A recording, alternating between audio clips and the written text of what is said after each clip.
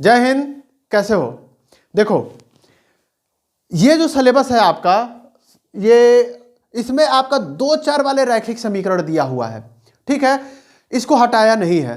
तो इसमें क्या है ना, आपको कोई समीकरण है उसको ग्राफ पे निरूपण करना है। लेकिन इसके पहले समझना पड़ेगा कि ग्राफ पे कोई समीकरण जो होता है, जो किसी चर के रूप में होता है, x और y के रूप में होता है, उसको ग्राफ पे दिखाते कैसे हैं, ठीक है। तो इस वीडियो में हम आपको यह सिखाएंगे कि ग्राफ पे किसी समीकरण को दिखाया कैसे जाता है, ठीक है। तो सबसे पहले इसके लिए हम क्या करते हैं, एक ग्राफ बना लेते हैं। चाहे मान लीजिए अब मैं 2-3 समीकरण लिख रहा हूं, उन 2-3 समीकरणों को क्या करना है, ग्राफ पे दिखाना है। सबसे पहले वो समीकरण क्या हो जाएगा, उसको हम बारी बारी से दिखाएंगे। जैसे मान लीजिए एक समीकरण हो गया x बराबर 6 या y बराबर 8, ऐसे समीकरण हो सकते हैं, ठीक है। x बराबर 6, y बराबर 8, पहला समीकरण ये है, दूसरा समीकरण ये है, तीसरा समीकरण क्या हो जाएगा, मान लीजिए 5x, इसी को देख लीजिए। जैसे x, ये तो इसमें सिर्फ x है, इसमें क्या है, सिर्फ y है। एक ऐसा समीकरण आ जाए जिसमें x और y दोनों हो, तो उसको क्या करेंगे, जैसे मान लीजिए x प्लस, हम इसमें 2x प्लस 3y बराबर 9, 2x प्लस 3y बराबर 9, नहीं हम इसको 12 कर देते हैं, ठीक है। एक ये समीकरण है।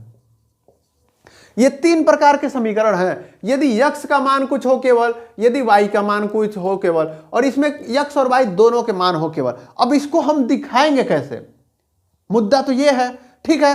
तो दिखाने के लिए हम आपको ग्राफ का थोड़ा सा बता देते हैं। देखिए, ग्राफ पेपर आप जब देखेंगे, इसमें इस तरीके का कोऑर्डिनेट होता है, ठीक है। इसमें क्या है, ये हम इसको कहते हैं चतुर्थांश, ठीक है। इसमें ये ग्राफ है, इसमें चतुर्थांश होते हैं। कितने चतुर्थांश है इसमें, 4 हैं। इसको कहते हैं पहला चतुर्थांश, इसको दूसरा चतुर्थांश, इसको तीसरा चतुर्थांश और इसको चौथा चतुर्थांश, ठीक है। देखो, एक पूरे ग्राफ के चतुर्थांश का नाम से ही क्लियर है कि चतुर्थ अंश, यानी कि 4 है उसमें से चतुर्थ अंश, यानी कि 1/4। तो 1/4 ये हो गया, 1/4 ये हो गया, 1/4 ये हो गया और 1/4 ये हो गया। इन सबको मिलने से हमारा क्या बनता है, एक ग्राफ बनता है, या एक क्या बोलते हैं कि इसको एक कंप्लीट शीट बोल सकते हैं।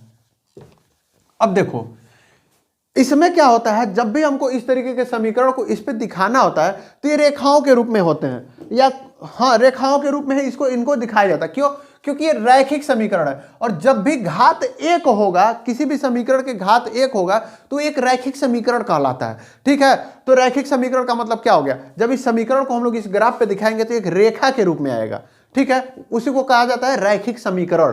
तो देखिए, इसमें क्या होता है कि इसमें कुछ बिंदु होते हैं, जैसे 1 2 3 4 5 6 7 8 9, ऐसे ये अनंत तक जाएंगे, और ये सब क्या होंगे, पॉजिटिव होंगे। जैसे मान लीजिए 1 2 3 4 5 6 7 8 9।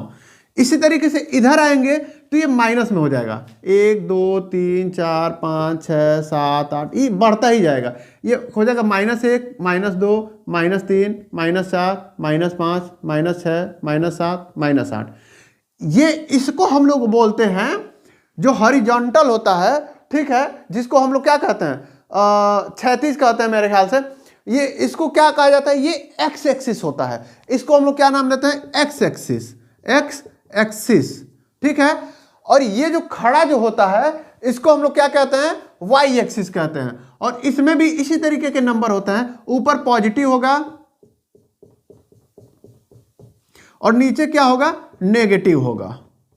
जैसे ऊपर हो गया 1 2 3 4 5 6 7 8 9 10, ऊपर बढ़ता जाएगा। ये -1 -2 -3 -4 -5 -6 -7 -8 -9 -10, ठीक है। और एक चीज ध्यान दीजिएगा, ये जितना दूरी है सब ये आपस में क्या है, बराबर है। और जितना दूरी ये है उतना दूरी ये भी है, ये भी आपस में क्या होते हैं, बराबर होते हैं। और इसके बराबर ये होता है, ठीक है। ये आप लोग समझ गए। अब देखिए, इसको हम लोग दिखाएंगे कैसे। जब भी समीकरण ऐसा होता है जिसमें केवल एक ही चर हो, केवल x हो, तो ये एक सीधा लाइन होगा, और वो क्या होगा, वो हमेशा y के समानांतर होगा। यदि x का मान कुछ दिया हुआ है तो हमेशा y के समानांतर होगा। जैसे x बराबर 6 है, तो इसको हम लोग इस रेखा में दिखाएंगे तो कैसे दिखाएंगे, x बराबर 6, तो 1 2 3 4 5 6, ठीक है। ये लाइन और ये लाइन कैसी होगी, y के समानांतर होगी। यानी कि y कितना भी हो जाए, x हमेशा 6 होगा। इसी को कहा जाता है यक्स बराबर 6 की रेखा। इसको हम यहाँ पे क्या लिख सकते हैं, यक्स बराबर 6। देखो ये यक्स बराबर 6 रहेगा, चाहे वाई कितना भी ऊपर बढ़ जाए या चाहे कितना भी नीचे चला जाए, वाई की वैल्यू कितनी भी घट बढ़ जाए, लेकिन चूंकि वहां पे वाई का वैल्यू दिया ही नहीं है, इसलिए यक्स बराबर 6 क्या हो जाएगा, ये ऐसी हो जाएगी। हमेशा जो दिया रहता है यक्स बराबर 6, तो यहाँ पे यक्स दिया हुआ है ना, तो ये वाई के समानांतर होगा। देखो वाई के समानांतर होगा 6 पर। इसी तरीके से y बराबर 8 दिया है, तो ये यक्स के समानांतर होगा। और 8 कहाँ है, यहाँ पे है, तो ये लाइन कैसी हो जाएगी, ऐसी लाइन हो जाएगी। ठीक है, ये क्या हो जाएगी, y बराबर 8। इस रेखा का नाम हो जाएगा y बराबर 8। ठीक है, इन दोनों रेखाओं को आप यहाँ पे निरूपित करना सीख गए। देखो जब भी y दे रहा हो ना, तो इसका मतलब यक्स के समानांतर होगा, और जब केवल यक्स दे रहा हो तो इसका मतलब y के समानांतर होगा। और बराबर जितना में आएगा, कोई जरूरी नहीं कि ये समीकरण ऐसे ही है, हो सकता है कि ये समीकरण ऐसे दिया हो, जैसे यक्स बराबर 6 है ना, यहाँ पे जो हम लिखे हैं, इसको ऐसे दे दिया हो 5x plus 3x minus 2x plus 3 बराबर 0, ऐसे दे दिया। तो फाइनली हमने घटा बढ़ा के हम ऐसे समीकरण तो बना ही सकते हैं, x का कुछ मान तो ला ही सकते हैं। जैसे इसी में 5 3 8 8 में से 2 गया 6x प्लस 3 बराबर 0, तो x बराबर क्या हो जाएगा, 3/6 माइनस में तो क्या हो जाएगा, -1/2 यक्स बराबर। ठीक है, इस तरीके से आ गया। -1/2 कहाँ हो जाएगा, माइनस, देखो ये 0 है, ये 1 हो गया, तो -1/2 यानी कि आधा यहाँ आ जाएगा, ये यहाँ पे जाएगा, इसके समानांतर यहाँ पे जाएगा, ये रेखा का समीकरण। ठीक है, तो इस तरीके से जब केवल एक ही चर हो तो उसको इस तरीके से दिखाया जाता है। अब हम आपको बताते हैं मेन झमेला तो तब है जब 2 चर हो जाएंगे। ठीक है, आपके सिलेबस में भी यही है, 2 चर वाले रैखिक समीकरण, 1 चर वाले रैखिक समीकरण नहीं है। ठीक है, वो भी है लेकिन उसका हमसे कोई मतलब नहीं है। ठीक है, हम इसको मिटा देते हैं।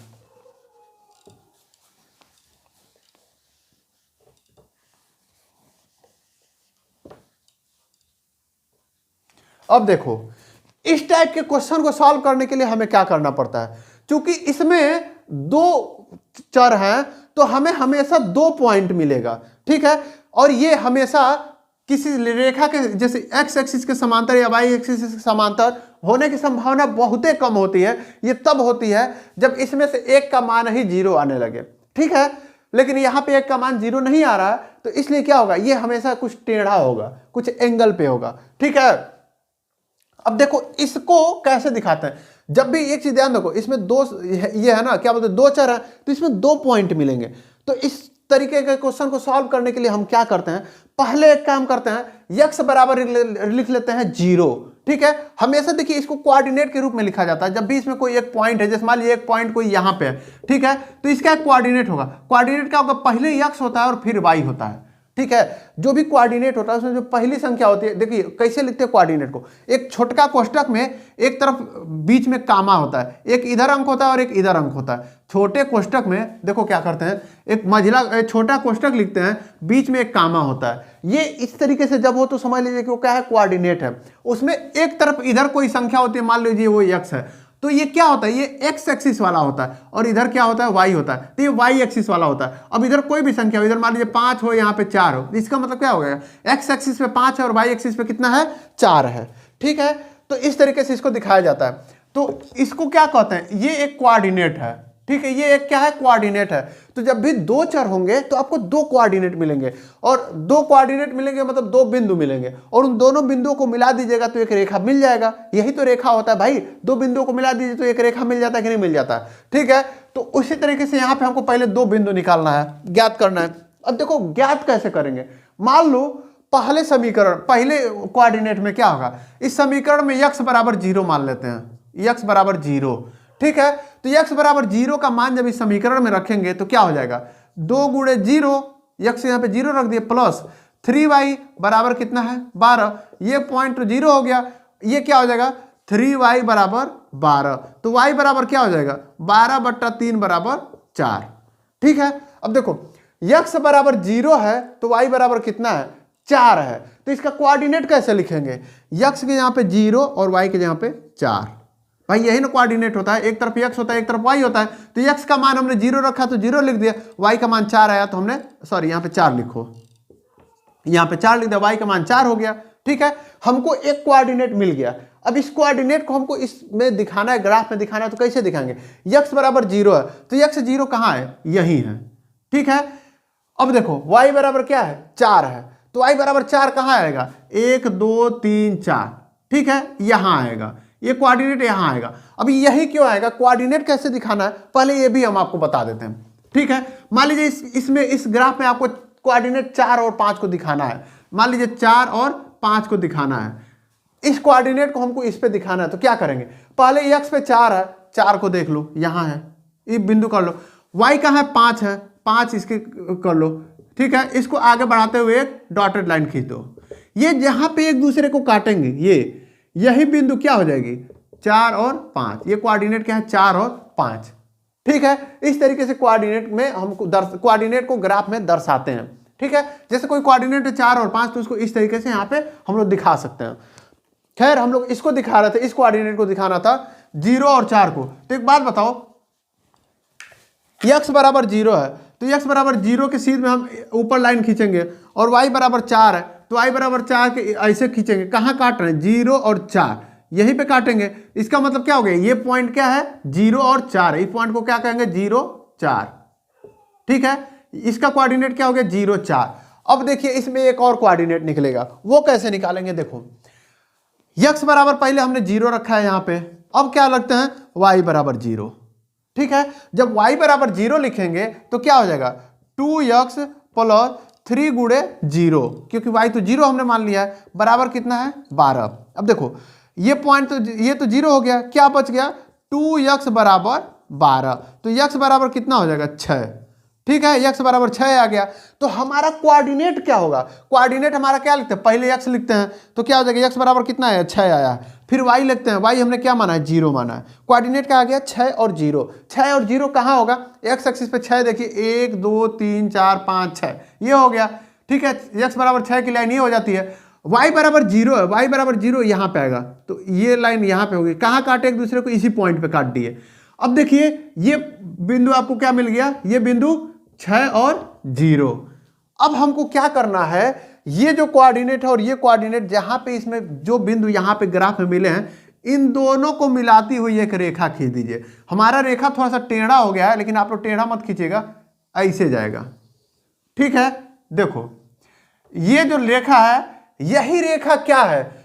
2x प्लस 3y बराबर 12। यही जो रेखा है ये क्या है?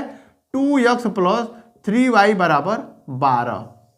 देख रहे हो? इस टाइप का जब भी एक सीधा इस तरीके से रेखा खींच दो और तुमसे कह दिए मैथमेटिकली इसको निकालिए, इस रेखा का बीजगणितीय रूप निरूपण, तो जब आप लोग निकालेंगे तो इतना ही आएगा, ठीक है। तो इस तरीके से आप दो चर वाले रैखिक समीकरण को आप क्या कर सकते हैं? आप किसी ग्राफ में दिखा सकते हैं, ठीक है। जैसे देखिए ये, इसको चाहे आप ऐसे लिख दीजिए, ये जो समीकरण चाहे आप ऐसे लिख दीजिए, चाहे एक ग्राफ बना के आप ऐसे दिखा दीजिए, दोनों बराबर हैं, ठीक है। तो उम्मीद है आपको ग्राफ पे निरूपित करना आ गया होगा, ग्राफ पे कैसे दिखाते हैं किसी समीकरण को, ये आ गया होगा। तो इसके बाद से जो आपका एक्सरसाइज है 3.1, आप उसको जरूर देखिएगा। तब इसको देखने के बाद से जब देखेंगे तो आपको बहुत अच्छे से समझ में आएगा। तो इस वीडियो को यहीं पे समाप्त करते हैं, मिलते हैं आपसे अगले एक्सरसाइज में, तब तक के लिए जय हिंद।